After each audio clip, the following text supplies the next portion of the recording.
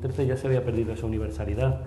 Es un pacto parcial que se adoptó sin tener en cuenta pues, al resto de partidos políticos, a los sindicatos, a asociaciones de pacientes, a organizaciones del sector. Entonces nosotros estamos en contra de ese pacto. Hemos sido muy críticos y lo denunciamos en su momento, tanto públicamente como en el juzgado, ¿no? Entonces, ¿qué pacto entendemos nosotros que sería necesario? El que te estoy comentando, un pacto en el que están implicados todos los actores que intervienen en el Sistema Nacional de Salud, las plantillas, los sindicatos, los partidos políticos, todos, o la gran mayoría, de tal manera que cuando haya unas elecciones y se produzca un cambio político, no haya un cambio que nos altere todo, o sea, es que no tiene ningún sentido. Entonces, en ese pacto, como te he dicho antes, basado en una financiación adecuada, pues estaremos, porque el pacto que se firmó en julio de 2013 no había ninguna dotación presupuestaria para poner en marcha las medidas, o sea, era un balón de oxígeno que se le dio al gobierno, que en principio iba a firmar la ministra y que luego fue en la Moncloa, fue Rajoy el que escenificó la firma para intentar demostrar que el mundo sanitario estaba apoyándole, y es absolutamente falso. Es evidente para nosotros que se ha gestionado muy mal. Se ha gestionado muy mal. Nosotros entendemos, eso sí que no lo comparto, que quizá no se tendría que haber traído a los misioneros. Y lo digo no por crueldad hacia esas personas, sino porque no estábamos preparados. España no estaba preparada sanitariamente en ese momento para recibir a los misioneros.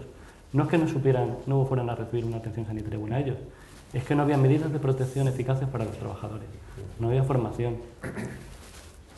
Eso lo denota las declaraciones del consejero de Madrid, ¿no? O sea, que dando a entender que ponerse un traje era muy sencillo. Es que no es tan sencillo, es que requiere una preparación. Todo este tipo de cosas las tenían que haber estudiado antes de decidir traer a los misioneros.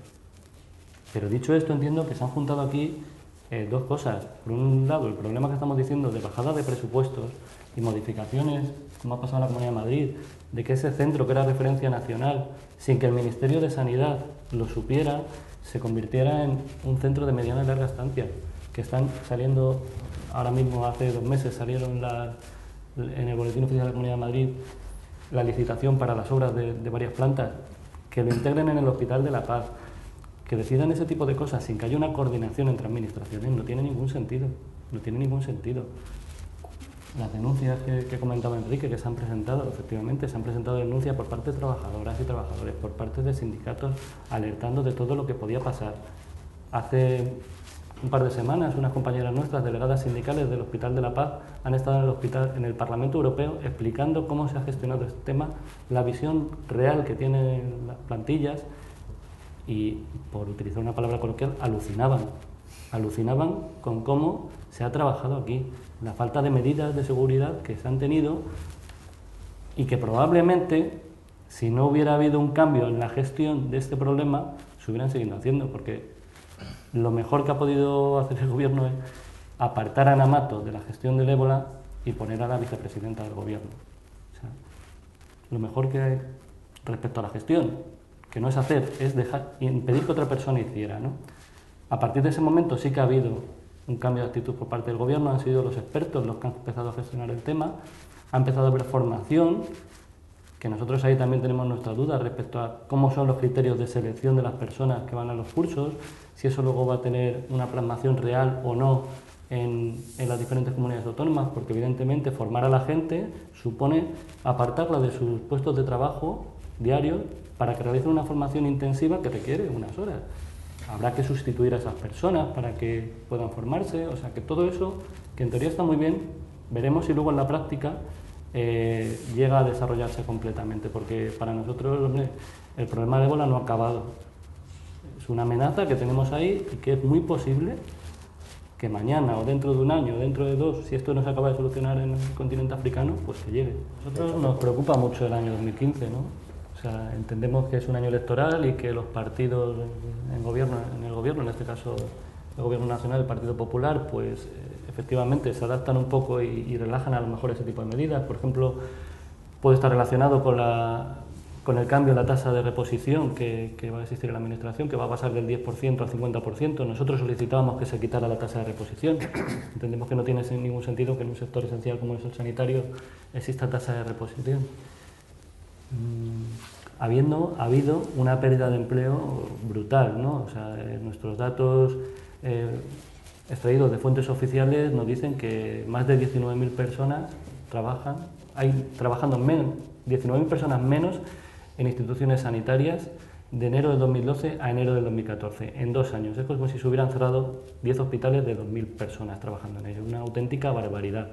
Eso utilizando fuentes oficiales, y sin tener en cuenta los contratos menores de 6 meses que no se computan ahí. Hay comunidades como la de Madrid, que ha perdido 6.800 personas del año 2010 al 2014. Andalucía, 7.000 en el mismo periodo. O sea, estamos hablando de cifras auténticamente alarmantes, ¿no? Entonces nos preocupa el escenario del empleo para el año 2015. Nos preocupa el incremento del IVA desde el 1 de enero del 2015, ¿no? No sabemos cómo va a repercutir eso en los presupuestos de los hospitales, qué repercusión va a tener, si está contemplado, si no está contemplado, en cuánto se tiene que incrementar. Nos preocupa también mucho la reducción alarmante también del capítulo 6 de inversiones reales, un 63% en los últimos años. Habría que se tendría que incrementar el 300% para volver a esa situación que había anteriormente. O sea, ¿cómo podemos mantener nuestras infraestructuras? Estamos dejando caer esto y nos preocupa mucho, ¿no? También cuestiones, como comentaba Enrique, del Real Decreto de Ley 16/2012, que es posible que no lo quieran revertir, pero es que van tomando medidas que luego no plasman en la realidad. El Real Decreto de Ley 16/2012 habla del transporte sanitario no urgente, tendrá un copago. La ministra en enero del 2014 dice que no lo va a llevar a cabo.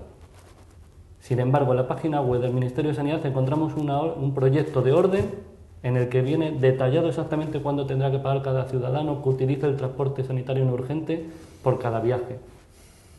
Pues vamos a ver, si usted está diciendo que lo va a derogar, modifique la ley y déjelo por escrito, para que toda la ciudadanía tenga la seguridad de que no se van a aplicar esas medidas que ustedes aprobaron. O sea, entendemos que se tiene que poner negro sobre blanco todo lo que se indica, ¿no? Y respecto al nuevo ministro, pues bueno, veremos qué es lo que... La cortesía del tiempo de adaptación efectivamente la tiene, como cualquier persona, ¿no? Nuestro secretario general, Ignacio Fernández Tojo, ya le ha remitido una solicitud de reunión. Carlos Bravo, desde Políticas Sociales, a su homólogo también le ha transmitido la necesidad de mantener una reunión y estamos a la expectativa, ¿no? Los cambios que ha habido en la estructura del Ministerio, la salida de Pilar Farjas y Mercedes Vinuesa, pues bueno, pues veremos cómo las personas que entran como lo sustituyen. Nosotros lo que sí que tenemos interés es en que se mantenga el observatorio que se ha creado, en el que se va a ver y hablar sobre empleo, porque lo asombroso de esto es que el Ministerio no tiene datos, ¿no? No tiene datos porque las comunidades autónomas no facilitan esos datos. Y sobre empleo se pueden dar datos de plantilla orgánica, de plantilla presupuestaria, que decía Enrique, ¿no? Que los presupuestos se presupuesta una plantilla X y resulta que luego tienes X más 2 y no sabes cómo se financia eso. Plantilla real, que es la que realmente está trabajando.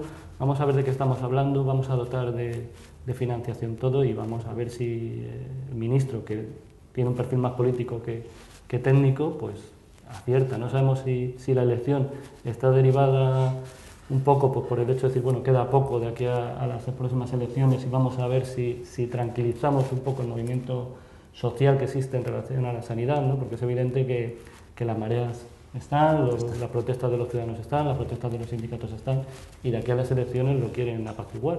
En Madrid pasó una cosa similar. O sea, el nuevo consejero cuando llegó, lo primero que hizo fue ir a visitar, aparte de otras organizaciones, todas las secciones sindicales de los hospitales, algo que no había hecho nadie, para apaciguar.